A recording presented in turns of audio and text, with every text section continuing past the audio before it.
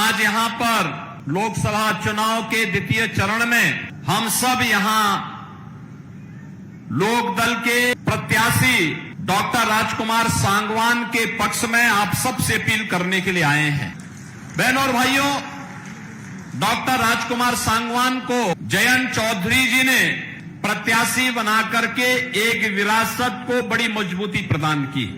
किसानों के मसीहा चौधरी चरण सिंह जी ने जिन मूल्यों और जिन आदर्शों के लिए राजनीति की थी, उन मूल्यों और आदर्शों के लिए पूरे समर्पित भाव के साथ पिछले 6 दशक से लगातार आपकी सेवा में तन से, मन से, मनसा, वाचा, करुणा लग करके उन्होंने जो कार्य किया था, जो उनका समर्पण था, आज उस समर्पण के कारण जयंत चौधरी जी ने उन्हें एनडीए के प्रत्याशी बना करके एक सामान्य कार्यकर्ता का सम्मान किया है, एक सामान्य किसान का सम्मान किया है। और सचमुच इसके लिए प्रधानमंत्री मोदी जी और चौधरी जयंत जी को मैं हृदय से धन्यवाद देते हुए आप सबके प्यार के लिए, जो स्नेह आपका डॉक्टर राजकुमार सांगवान जैसे कार्यकर्ताओं को मिल रहा है, इसके लिए भी मैं आप सबका हृदय से आभार व्यक्त करता हूं, धन्यवाद देता हूं। बहनों और भाइयों, जब चौधरी साहब का नाम भारत रत्न के लिए आया, हम सबका हृदय गदगद हो गया, क्योंकि ये किसान का सम्मान था। हमारे अन्नदाता किसान का सम्मान होगा तो देश समृद्धि के नए सोपान को प्राप्त करेगा। और चौधरी साहब पहले राजनेता थे देश के, जिन्होंने कहा था भारत की समृद्धि का मार्ग गांव के खेत और खलियान से होकर के जाता है, और अन्नदाता किसान की आवाज देश की संसद में और प्रदेशों की विधानसभाओं में गूंजी थी। और आज चौधरी साहब को भारत का सर्वोच्च नागरिक सम्मान देकर के प्रधानमंत्री मोदी जी ने किसान का सम्मान किया है, अन्नदाता किसान को मान्यता दी है। भारत की राजनीति में अब किसान को नजरअंदाज करके कोई राजनीति नहीं कर पाएगा, ये मोदी जी ने करके दिखाया है। और बहनों और भाइयों, इसीलिए चौधरी साहब की इस कर्म भूमि को मैं कोटि कोटि नमन करता हूं। बहनों और भाइयों, हम लोगों ने तो राजनीति में यही सीखा है कि अन्नदाता किसान को सम्मान मिलना चाहिए। अपने पूर्वजों के बताए हुए मार्ग का अनुसरण करके हमें कार्य करना चाहिए। और आज तो वैसे भी हनुमत जयंती है। हनुमत जयंती के अवसर पर खासतौर पर बागपत वासियों को तो और भी मैं बधाई देता हूं। आप तो हनुमान जी के साक्षात आदर्शों का पालन करते हैं। जो कार्य करना है सीधे धड़ल्ले से कर लो, कोई इधर उधर की लौंग लपेट नहीं। और मुझे लगता है ये जो बागपत की पहचान है, किसी के प्रति राग द्वेष नहीं, मजबूती के साथ मूल्य और आदर्शों के लिए सम विषम परिस्थितियों में लड़ना, कार्य करना, अपने नेता के साथ मजबूती के साथ खड़ा होकर के लड़ना, कार्य करना। बहनों और भाइयों, ये बहुत मजबूत स्थिति है, अच्छी बात है। मैं आज इसीलिए आपके पास आया हूं। चुनाव चल रहे हैं, कोई संदेह नहीं कि डॉक्टर राजकुमार सांगवान यहां से अब विजयी न हो, एकदम विजयी होने जा रहे हैं, कोई संदेह नहीं। आपका जो स्नेह मिला है, चौधरी साहब की आवाज, चौधरी चरण सिंह जी की, चौधरी अजीत सिंह जी की आवाज, भारतीय जनता पार्टी और राष्ट्रीय लोकदल की आवाज, अब बागपत के माध्यम, बागपत की इस आवाज को डॉक्टर राजकुमार सांगवान देश की संसद में रखेंगे। लेकिन बहनों और भाइयों, फिर भी कोई चुनाव या युद्ध हमेशा जब तक परिणाम न दे दे, तब तक हमें उसके लिए निरंतर प्रयास और तैयारी के साथ काम करना होगा। और आज मैं इसीलिए आपसे कहने के लिए आया हूं, एक तरफ भारतीय जनता पार्टी राष्ट्रीय लोकदल का गठबंधन है, दूसरी तरफ कांग्रेस, समाजवादी पार्टी और अलग अलग धड़ों में बटे हुए दल हैं, जो अपने राज्यों में तो एक दूसरे के खिलाफ लड़ रहे हैं, लेकिन राष्ट्रीय स्तर पर मोदी जी को रोकने के लिए वे इंडी गठबंधन बना करके उनके द्वारा कहीं न कहीं बैरियर बनाने का प्रयास हो रहा है। आप देखो उनकी सोच ही क्या। जब कांग्रेस के घोषणा पत्र को आप देखते हैं, दो बातें उन घोषणा पत्र में नजर आती हैं। कांग्रेस कहती है कि हम व्यक्तिगत कानून को लागू करके सरिया कानून को लागू करवा देंगे, इसका मतलब बाबा साहब भीमराव अंबेडकर के द्वारा बनाए गए संविधान के लिए ये लोग खतरा पैदा करना चाहते हैं, यानी देश के संविधान को खतरे में डालना चाहते हैं, तालिबानी शासन लागू करना चाहते हैं। क्या हम तालिबानी शासन को स्वीकार करेंगे? क्या ये देश तालिबानी शासन को स्वीकार करेगा? और दूसरी तरफ क्या कहते हैं? कांग्रेस का घोषणा पत्र कहता है हम एक झटके में गरीबी मिटा देंगे। और गरीबी कैसे मिटाएंगे?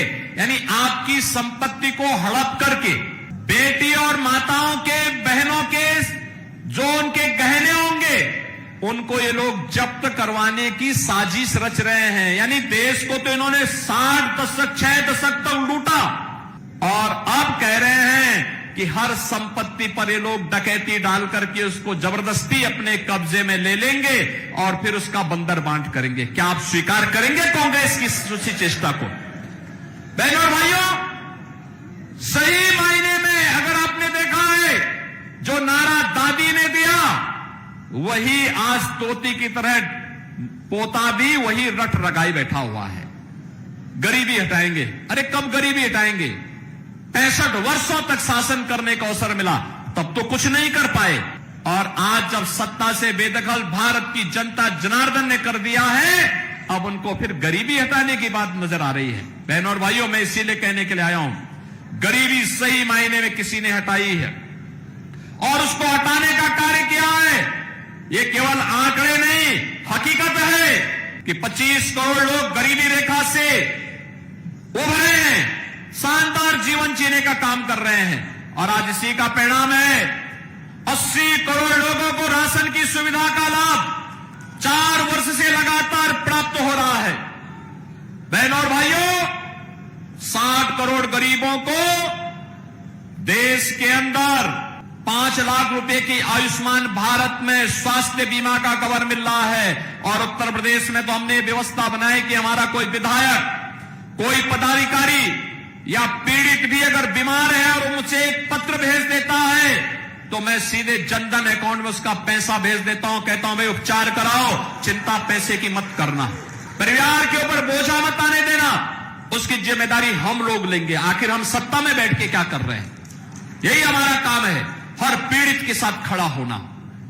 ये लोग क्या चाहते हैं? कांग्रेस के लोग ये आपकी संपत्ति को हड़पना चाहते हैं। और ये तो समाजवादी पार्टी और कांग्रेस का पुराना इतिहास है, ये तो यही इनका इतिहास है।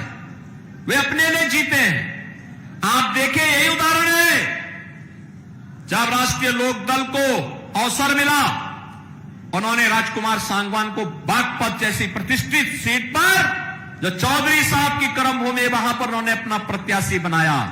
और समाजवादी पार्टी को अवसर मिला तो समाजवादी पार्टी ने क्या किया? अपने ही परिवार के सभी लोगों को टिकट दे दिया, किसी बाहरी व्यक्ति को नहीं दिया, सारे टिकट अपने परिवार के लोगों को। बहनों और भाइयों, मैं इसीलिए कहने के लिए आया हूं आपसे, 50 करोड़ गरीबों के जनधन अकाउंट खुल गए, 12 करोड़ किसानों को प्रधानमंत्री किसान सम्मान निधि का लाभ मिल रहा है, 12 करोड़ गरीबों के घर में शौचालय बन गए, 10 करोड़ गरीबों के घर में उज्ज्वला योजना के रसोई गैस के सिलेंडर पहुंच गए, 4 करोड़ गरीबों के मकान बन गए और अगले 5 वर्ष में 3 करोड़ अन्य गरीबों के मकान बनने हैं। इसके लिए अभी से घोषणा हो गई है। बहनों और भाइयों, हर घर नल की योजना हो या फिर हर व्यक्ति को सुरक्षा की गारंटी।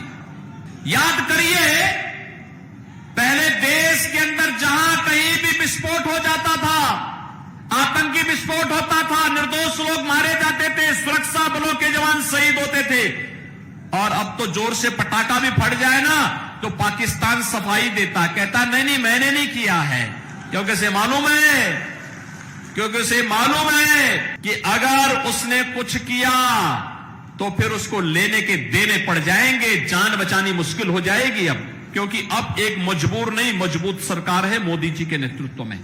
और इसलिए बहनों और भाइयों, हम सब आपसे अपील करने के लिए आए हैं। एक ही अपील है, यह देश आपका है, जीवन आपका है, सुरक्षा वोट भी आपका है। वोट गलत जगह जाएगा, आतंकवाद का पुराना दौर लेके आ जाएगा। वोट गलत जगह जाएगा तो माफिया राज और आतंकवाद फिर से लेके आ जाएगा। वोट गलत जगह जाएगा, किसानों और गरीबों के हकों पर फिर डकैती पड़ेगी। वोट गलत जगह जाएगा तो बेटी और व्यापारी फिर असुरक्षित होगा। लेकिन वोट आपने भारतीय जनता पार्टी और सहयोगी दलों को दिया तो यह आतंकवाद को तो सीमा पार ही निपटा देगा और माफिया और अपराधियों को उसकी माद में घुस करके भी राम नाम सत्य की यात्रा में भेजने का काम भी करेगा। गरीब और किसान के हक पर, नौजवान के हक पर कोई डकैती नहीं डाल पाएगा। बेटी और व्यापारी की सुरक्षा में कोई सेंध नहीं लगा पाएगा। और यही गारंटी एनडीए आपको देने के लिए आया है। भारतीय जनता पार्टी राष्ट्रीय लोकदल का गठबंधन देने के लिए आया है। और यही चौधरी चरण सिंह जी का आदर्श भी हम सबके लिए है। और बहनों और भाइयों, इसीलिए हम लोग आए हैं कि जब नल चलेगा तो ही कमल खिलेगा। और इसीलिए नल चलाने के लिए हम लोग आए हैं। बागपत लोकसभा सीट पर नल पर हमें वोट देना है। ये हैंडपंप यहां पर राष्ट्रीय लोकदल का चुनाव चिन्ह है। आप सभी सहमत हैं? सभी सहमत हैं? सभी लोग सहमत हैं ना? इस वोट की कीमत को समझना है। और जो यहां पे चारू जी ने कहा, याद रखना, याद रखना, घर गृहस्थी, खेती बाड़ी देश से बढ़कर के नहीं है। हमारे लिए सबसे पहला मेरे देश है। मेरा देश सुरक्षित रहेगा तो हम सुरक्षित रहेंगे। मेरा देश समृद्ध होगा तो हम भी समृद्ध होंगे। इस भाव के साथ हमें कार्य करना है। इसी के लिए चौधरी चरण सिंह जी ने जीवन जिया था। और बहनों और भाइयों, मैं भी इसीलिए आपके पास आया हूं आपसे कहने के लिए, मैं ये कहने के लिए आया हूं आपसे कि देश के लिए हमें वोट करना है। वोटिंग होनी, अच्छी वोटिंग होनी चाहिए। पहले मतदान और फिर जलपान। सहमत हैं? सभी लोग सहमत हैं? डॉक्टर राजकुमार सांगवान को भारी बहुमत से विजयी बनाएंगे। अब चुनाव प्रचार कल सायंकाल बंद हो जाना है 6 बजे। परसों केवल 1 दिन का समय मिलेगा। अब ये जो 2 दिन, कल और परसों 2 दिन का समय है, घर घर आप जाएंगे, नल का समर्थन करेंगे, राष्ट्रीय लोकदल और भाजपा के प्रत्याशी राजकुमार सांगवान को भारी बहुमत से विजयी बना करके देश की संसद में भेजेंगे। चौधरी साहब की इस विरासत को मजबूती प्रदान